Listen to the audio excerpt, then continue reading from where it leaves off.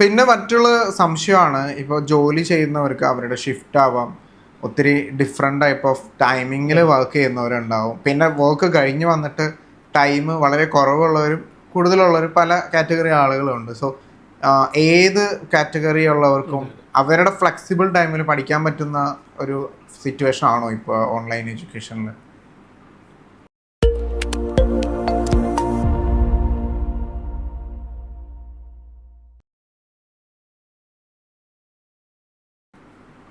Definitely online education എന്ന് പറയുന്നത് തന്നെ ഫ്ലെക്സിബിലിറ്റിയാണ്.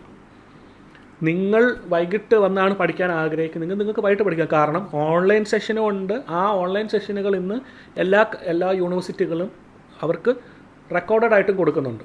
അപ്പോൾ അവർക്ക് ഇത് കൃത്യമായി അവർക്ക് ചെയ്യാനായിട്ട് സാധിക്കും. അവർക്ക് അവരുടെ സമയത്ത് തന്നെ അത് പഠിച്ച് മുന്നോട്ട് പോകാം. അവർക്ക് അവരുടെ സംശയങ്ങൾ ചോദിക്കാനുള്ള ആളുകളുമായിട്ടുള്ള കമ്മ്യൂണിക്കേഷൻ, അവരുടെ ലെക്ചേഴ്സുമായിട്ടുള്ള അവരുടെ കമ്മ്യൂണിക്കേഷൻ, ഇതെല്ലാം സാധ്യമാണ്, ഇന്ന് എളുപ്പമാണ്. അതിനൊരു ഇഷ്യൂ ആയിട്ട് ആരും എടുത്ത് വെക്കേണ്ട കാര്യമില്ലെന്നാണ് എനിക്ക് പറയാനുള്ളത്. ഇപ്പോൾ ഈ നമുക്ക് ഓൺലൈൻ എഡ്യൂക്കേഷൻ പഠിക്കാൻ തീരുമാനിച്ച ഒരാൾ ഫസ്റ്റ് എടുക്കേണ്ട സ്റ്റെപ്പ് എന്താണ്? കരിയർ കൗൺസിലിംഗ് ആണോ, അല്ലെങ്കിൽ കരിയർ കൗൺസിലിംഗ് എടുത്ത് ഒരു കോഴ്സ് ഡിസിഷൻ എടുത്തു കഴിഞ്ഞാലും എവിടെ പഠിക്കണം, എങ്ങനെ പഠിക്കണം, ഏത് യൂണിവേഴ്സിറ്റി സെലക്ട് ചെയ്യണം, ഇങ്ങനെയുള്ള കാര്യങ്ങൾ, അതിന് ഏതായിരിക്കും ബെസ്റ്റ് ഓപ്ഷൻ? അതിന് എനിക്കിന്ന് പറഞ്ഞു തരാനുള്ളത്, ഇവർ പലരും ചിലപ്പോൾ നേരിട്ട് യൂണിവേഴ്സിറ്റികളെ ബന്ധപ്പെടും. അപ്പോൾ സ്വാഭാവികമായിട്ട് അവർ ചെന്ന് പെടുന്നത് ആരടുത്താണെന്നുള്ളതോ അല്ലെങ്കിൽ ഏത് കോഴ്സാണെന്നുള്ളതോ ഒന്നും ചിലപ്പോൾ അവർക്ക് ചോദിക്കുന്നത് കിട്ടണമെന്നില്ല. അപ്പോൾ അതിന് ഏറ്റവും ബെറ്റർ എഡ്യൂവിങ് പോലുള്ള ഇൻസ്റ്റിറ്റ്യൂട്ടുകളെ ബന്ധപ്പെട്ട് അവരുടെ അടുത്ത് ഏതൊക്കെ കോഴ്സുകളാണുള്ളത്, ഏതൊക്കെ യൂണിവേഴ്സിറ്റികളാണുള്ളത്, ഫീസ് എങ്ങനെയാണ്, എത്ര നാൾ കൊണ്ടാണ് പഠിക്കുന്നത്, എക്സാമിൻ്റെ രീതികൾ എങ്ങനെയാണ്, പഠിക്കാനുള്ള മോഡ്യൂൾസ് കിട്ടുമോ, ക്വസ്റ്റ്യൻ പേപ്പേഴ്സ് കിട്ടുമോ, അസൈൻമെൻറ്റ് എങ്ങനെയാണ്, പ്രൊജക്ട്സ് എങ്ങനെയാണ്, ഇങ്ങനെയുള്ള കൃത്യമായ ചോദ്യങ്ങൾ ചോദിച്ച് അനലൈസ് ചെയ്ത് അവർക്ക് വേണ്ടത് ഏതാണോ അത് മാത്രമായി കൃത്യമായി തിരഞ്ഞെടുക്കുന്ന ഒരു രീതിയാണ് ദ ബെസ്റ്റ് വേ. നേരിട്ട് പോയാൽ ചിലപ്പോൾ അവർ വഞ്ചിക്കപ്പെട്ടേക്കാം, പറ്റിക്കപ്പെട്ടേക്കാം. കാരണം ഈ ഓൺലൈൻ എഡ്യൂക്കേഷനിലും സ്കാമുകൾ ഒരുപാട് നടക്കുന്നുണ്ട്.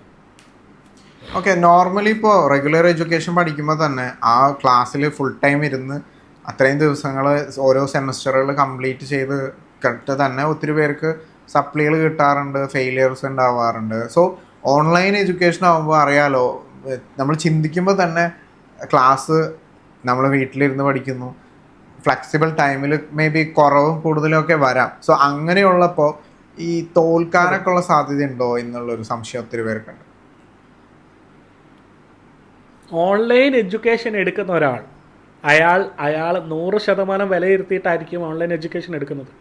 പൈസ ഇല്ലാത്തത് മാത്രമല്ലായിരിക്കും അവരുടെ പ്രശ്നം. അവർക്ക് കോൺസെൻട്രേറ്റ് ചെയ്യാൻ പറ്റുമോ ഇല്ലയോ എന്നുള്ള ഉറപ്പ് അവർക്കുണ്ടാകും. അവർ പഠിക്കുന്നത് കൃത്യമായി അവർക്ക് റിവൈസ് ചെയ്യാമെന്നുള്ള ഉറപ്പുണ്ടാകും. അവർ തിരഞ്ഞെടുക്കുന്ന യൂണിവേഴ്സിറ്റിയിൽ അവർക്ക് കിട്ടേണ്ട എല്ലാ കാര്യങ്ങളും കൃത്യമായിട്ടുള്ള അവർക്ക് പേപ്പേഴ്സും ബുക്സും അതുപോലെ തന്നെ ഇപ്പോൾ ക്വസ്റ്റ്യൻ പേപ്പേഴ്സും കിട്ടുമോ ഇല്ലയോ എന്നുള്ളത് ഉറപ്പ് വരുത്തിയിട്ട് തന്നെ ആയിരിക്കും അവർ കയറുന്നത്. അതുകൊണ്ട് തന്നെ അവിടുത്തെ തോൽവി ശതമാനം വളരെ കുറവാണ്. കാരണം ഇതിനെ സീരിയസ് ആയിട്ട് കാണുന്നവർ മാത്രമാണ് ഇതെടുക്കുന്നത്. അപ്പോൾ അവിടെ ഒരു തോൽവി വിജയം അല്ലെങ്കിൽ ജയം എന്നുള്ള ഒരു ക്വസ്റ്റ്യൻ വരുന്നേ ഇല്ലെന്നുള്ളതാണ് ഞാൻ മനസ്സിലാക്കുന്നത്. കാരണം റെഗുലറായിട്ട് പോകുന്ന ഒരാൾ കൂട്ടുകാരുമായിട്ട് ഒത്തടങ്ങും, ചാടും, ഓടും, പല കാര്യങ്ങൾ ചെയ്യും, പല കാര്യങ്ങളിലേക്ക് പെടും, കോളേജിലെ പല കാര്യങ്ങളിലും അവർ മുന്നോട്ട് നിൽക്കും. അപ്പോൾ പക്ഷേ ഇവിടെ ഇവരുടെ കരിയറിനെ മാത്രം നോക്കിയിട്ടാണ് ഓൺലൈൻ എഡ്യൂക്കേഷനിലേക്ക് വരുന്നത്. ഡിസ്റ്റൻസ് എഡ്യൂക്കേഷനിൽ തോറ്റുപോയി പകുതിയിൽ പഠിത്തം നിർത്തി എത്ര പേര് കാണും ഈ ഇന്ത്യയിൽ? ഞാൻ കയ്യിൽ എണ്ണാനാണ് എങ്കിൽ 100 പേര് കാണുമായിരിക്കും. കാരണം ആ 100 പേരുടെ സാഹചര്യങ്ങൾ എന്തെങ്കിലുമൊക്കെ മോശമായതുകൊണ്ട് മാത്രമായിരിക്കാം അവർ പകുതി വഴിയിൽ നിർത്തിയത്. കാരണം ഇവിടുത്തെ ഇന്ന് ഈ ഒരു ഇന്ത്യയിൽ ഈ ഒരു ഓൺലൈൻ എഡ്യൂക്കേഷൻ അല്ലെങ്കിൽ ഡിസ്റ്റൻസ് എഡ്യൂക്കേഷൻ തുടങ്ങിയിട്ട് കുറേ വർഷങ്ങളായി. അപ്പോൾ ഇത് ഇന്നും നിലനിൽക്കുന്നുണ്ടെങ്കിൽ അതിൻ്റെ റീസൺ ഇതിന് വിജയശതമാനം ഉണ്ടെന്നുള്ളത് തന്നെയാണ്. കാരണം UGCയുടെയോ നാക്കിൻ്റെ അക്രഡേഷനൊക്കെ കിട്ടണമെങ്കിൽ അവർക്ക് വിജയശതമാനം ഇല്ലാതെ ഒരിക്കലും കിട്ടില്ല. അല്ലെങ്കിൽ കംപ്ലീഷൻ ഇത്ര കുട്ടികൾ ചേർന്നിട്ട് ഇത്ര കുട്ടികൾ പഠിച്ചു കഴിഞ്ഞു എന്ന് അവർക്ക് റിപ്പോർട്ട് കൊടുക്കാതെ അവർക്ക് ഒരിക്കലും മുന്നോട്ട് ചെയ്യാനായിട്ട് പറ്റത്തില്ല.